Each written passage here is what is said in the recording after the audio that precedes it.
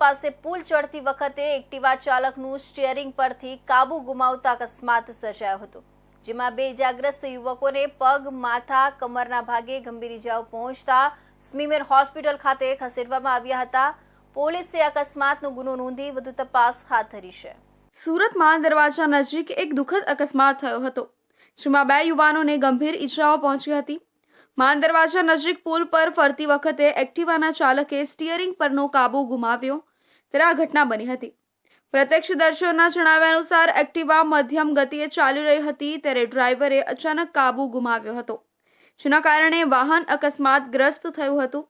અકસ્માતની અસર ગંભીર હતી, જેના કારણે બે યુવાનોને ગંભીર ઇજાઓ થઈ હતી।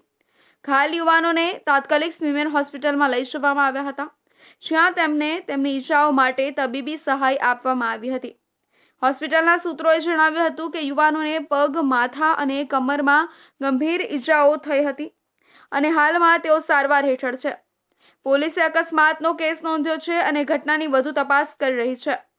ડ્રાઈવરે વાહન પરનો કાબુ ગુમાવવાનું કારણ નક્કી કરવા માટે અધિકારીઓ અકસ્માતની આસપાસના સંજોગોની સમીક્ષા કરી રહ્યા છે।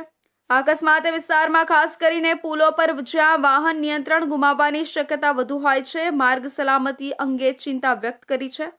ભવિષ્યમાં આવી ઘટનાઓને રોકવા માટે અધિકારીઓ દેખરેખ અને અમલીકરણ પગલાં વધારે તેવી શક્યતા છે। આ ઘટના ડ્રાઈવરોને સાવચેતી રાખવા અને ટ્રાફિક નિયમોનું પાલન કરવાની યાદ અપાવે છે।